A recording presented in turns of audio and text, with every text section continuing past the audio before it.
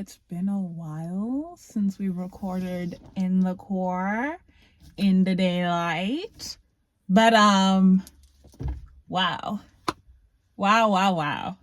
We're here. Hi Stink. How we doing? How we feeling? How's life been? How's this week been?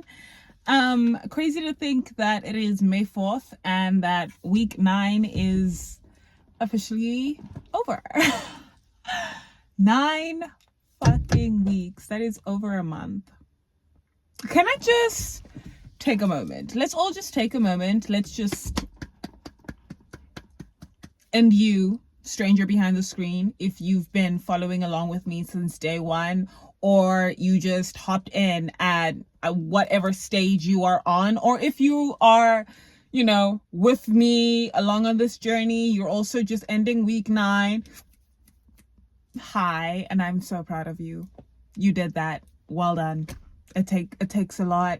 It took a lot to get here, but we're fucking here. All right. Yes, I do have my oh, never mind. I do have my earphones in. They're not like connected or anything. I was just listening to music before this. But anyways, enough of the yapping. Let's get into week 9 when my iPad decides, to unlock. There we go. All right. Week 9 was recovering a sense of compassion. This week finds us facing the internal blocks to creativity. It may be tempting to abandon ship at this point. Don't. We will explore and acknowledge the emotional difficulties that beset us in the past as we made creative efforts. We will undertake healing the shame of past failures. We will gain in compassion as we reparent the frightened artist child who yearns for creative accomplishment. We will learn tools to dismantle emotional blocks and support renewed risks. Let's talk about this week. This week was actually kind of crazy.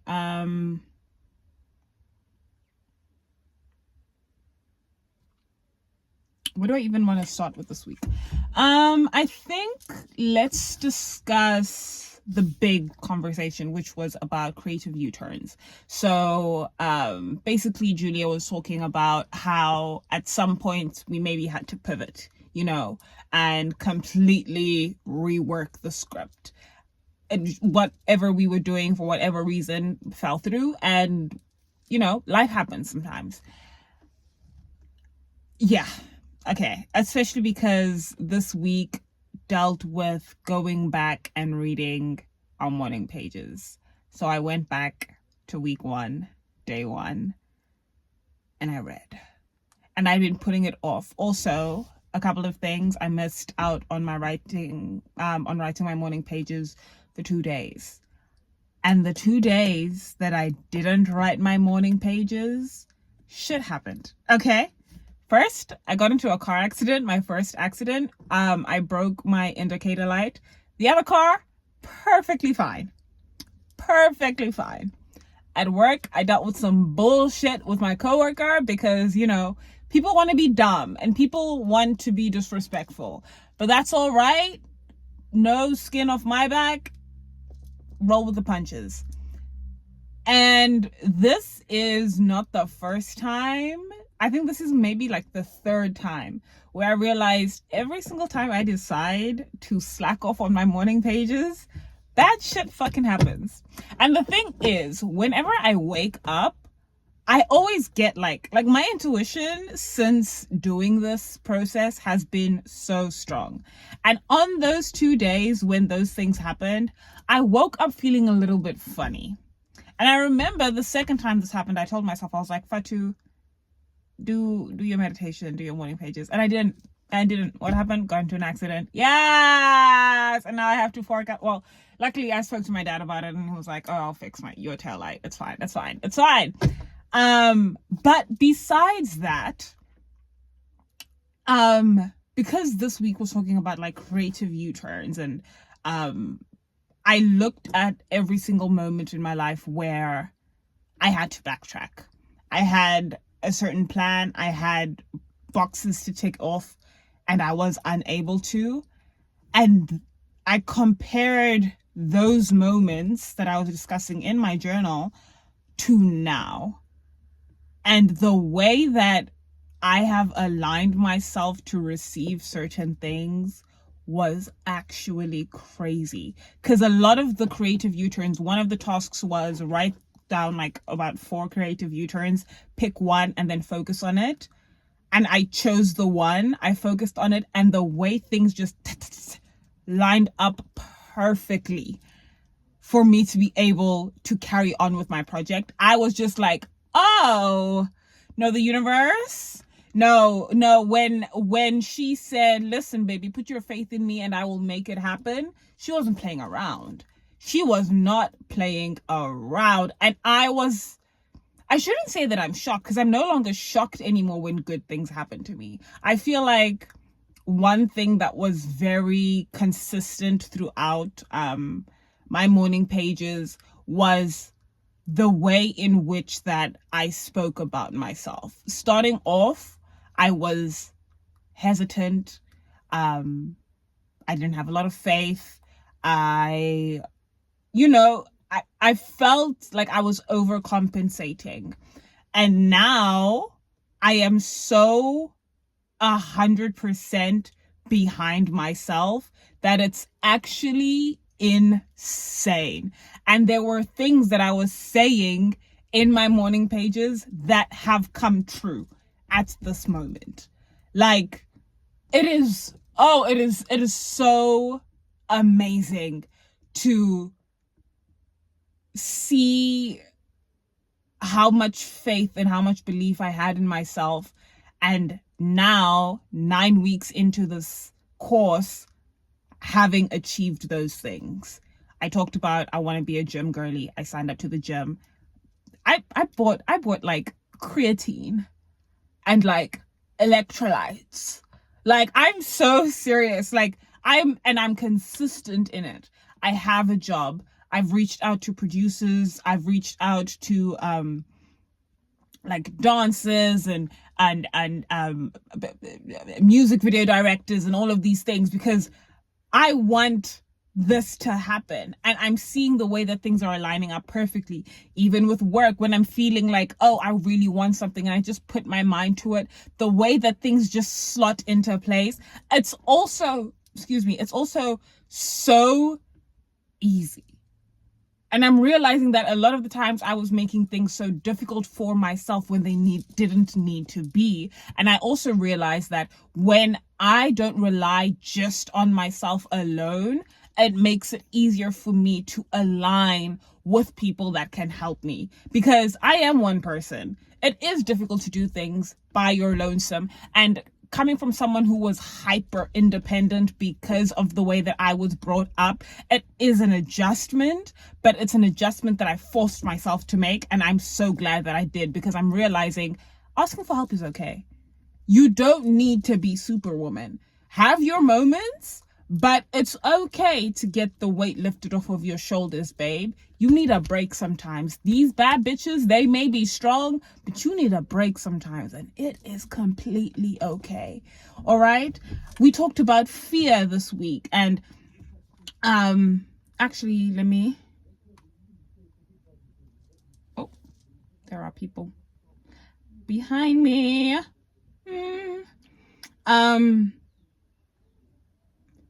And then the one thing that's really stood out to me was how we talked about fear, and there is a difference between being blocked and being lazy. And even in my morning pages, I described myself as lazy so much. When I look back at it and I realize I was not lazy. Like, I was doing quite a lot, all right? I wrote so many songs. I did content creating. I pivoted so many times. I was dancing. I was editing. I was not lazy, but because I wasn't seeing any significant change around me, it felt like I was not doing anything at all when I was putting in so much work. And I'm going to read this quote out, which says, blocked artists are not lazy. They are blocked. Being blocked and being lazy are two different things. The block artist typically expends a great deal of energy, just not visibly. The blocked artist spends energy on self-hatred, on regret, on grief, and on jealousy. The blocked artist spends energy on self-doubt. The blocked artist does not know how to begin with baby steps. Instead, the blocked artist thinks in terms of great, big, scary, impossible tasks. A novel, a feature film, a one-person show, an opera. When these large tasks are not accomplished or even begun, the blocked artist calls that laziness. Do not call the inability to start laziness. Call it fear. And I was just like, oh, Julia, you understand me so much. Because I was genuinely thinking like, I need to drop like a full EP. In like, I need the photo cards, I need the posters, I need the videos, like I need to have like X, Y, and Z and all of these different things. And when it wasn't happening, I was telling myself, oh, Fatu, you're lazy. You haven't done that, you're lazy. Meanwhile, I was putting in effort, I was doing those things, but because there was no physical proof of it, I was telling myself and talking to myself as if like, oh, bitch, you always procrastinating. You always laying in this bed. But while I was laying in that bed, I was working. And that in turn made me fall quicker into depression because I was like, why am I putting in so much work, but I'm not seeing real tangible productivity from it? Like what's happening here? Do you know? And even with one of the things we were also talking about enthusiasm this week, and where is that quote?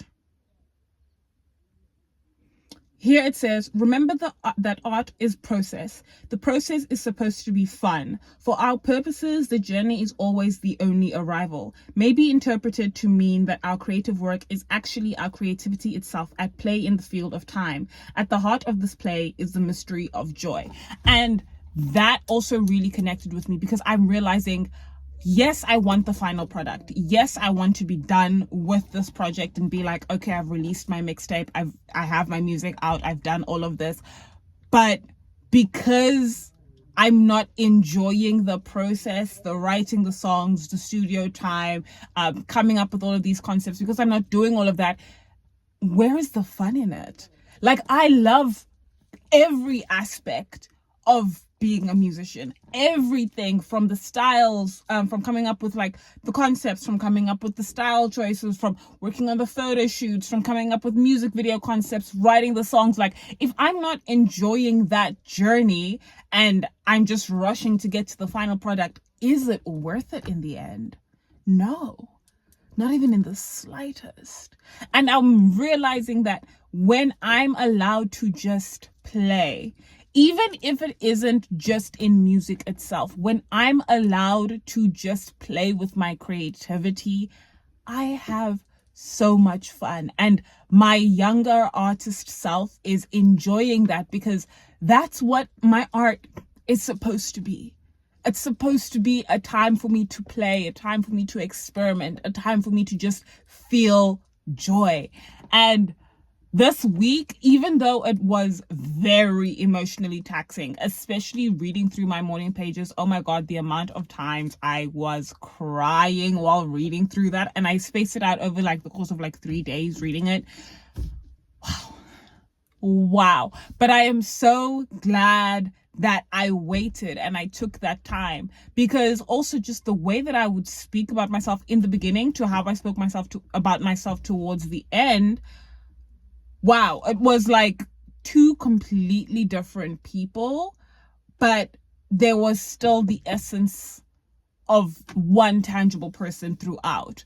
It was just that you could see when the confidence started to come in. You could see when the beliefs shifted. You could see when perspective shifted. Like, and I feel like even now, like you can see, like I don't look like the person I was when I started. And I'm not just even talking about physically, I'm talking about emotionally, I'm talking about spiritually. Like, I truly, one thing that I said in my morning pages was that because we were speaking about like our ideas of God, right? And I was saying to myself, my idea of God is not the standard way we're supposed to see God.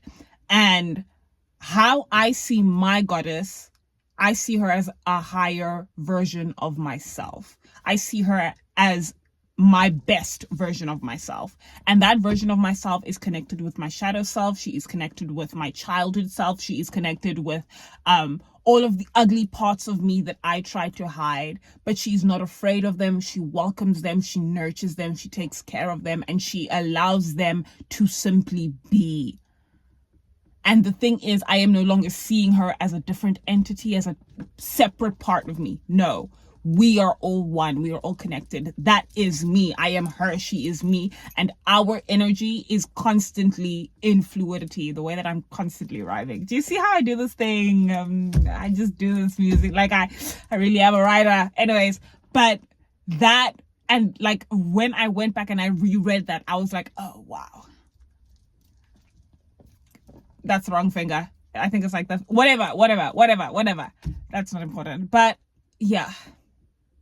And it's just so fulfilling to see how much I believed in myself and how much I'm now living as the version of myself that I always said I wanted to be. Even when it comes to 2 years ago, I made it was actually not 2 years ago, last year. Last year I made this vision board, and at this moment I have a couple of these down. And it's so crazy to think that I've had this vision board for a year, and even though not everything I have accomplished, so many of them are coming to fruition. Like, it is actually insane. And the thing is, I'm realizing also just how powerful of a being I am. Like, each and every week, I realize it more and more. And when I say that every single thing that I have written in my journal is going to happen, I'm not even like, I have no doubts about it anymore. Before, I used to have like, obviously Censor is still there. She's still, giving her 2 cents as she will. But I couldn't give 2 shits. And this week, I really just allowed myself to feel, and I didn't allow myself to judge who I was in my past. I acknowledge that person. I acknowledge that version of me, because that version of me is who carries me to this point. And bitch, I am so proud of myself. Like, oh my God, I am so proud of myself. I don't need anyone else to tell me that they're proud of me, because I'm proud of me. And I've seen the amount of work that I've put in. I've seen the change. I'm just like, I'm happy. I think I said this last week as well, but like, I'm so happy, be it with my physical appearance, be it with the way that my life is going, be it with how my connected I am spiritually. Like, I just feel so good. And even on the days like when I had that, like the accident stuff, obviously in the moment I was like upset about it and everything, but you know what, I said, this is a learning curve right here. I don't exactly know what lesson I'm supposed to learn, but the fact that my car was the one that got injured while the other one was perfectly fine, there's a lesson to be learned here. Got into an argument with my coworker, there is a lesson to be learned here. That lesson particularly is don't fuck with me. But I digress. I'm not going to give that energy anymore. Okay, I don't need that negativity. I let roll with me. You're going to get your karma. Do you know what I mean? Like, I these little things that I would feel like this is the end of the world. Oh my God, my world is burning and crashing. No, it's not, babe. It's such a small little blip. And now I'm just so happy. I'm just so happy. And I'm excited for week 10. So let's see what week 10 is about. I can't believe that we're almost done. What? That's crazy. So week 10 is recovering a sense of self-protection. This week, we explore the perils that can ambush us on our creative path. Because creativity is a spiritual issue, many of the perils are spiritual perils. In the essays, tasks, and exercises of this week, we search out the toxic patterns we cling to that block our creative flow. Ooh. All right, that sounds interesting. That sounds very interesting, because I'm trying to figure out what with my toxic. Oh my gosh, no. I hope it didn't mess up. Oh, god damn it. But if it did, oh well. You guys now know what song I was listening to. But yeah, I'm gonna see you all at the end of this week. What new chapters, what new phases we enter. I'm officially a gym girly. I literally went and I got creatine because I was just like, oh my god. I'm trying to get a fat ass by November. Listen. The fattest ass in November. Yeah, with the flattest stomach a bitch has ever seen. And I'm seeing the change, all right. I'm peeping it. So, see you bitches next week. Deuces.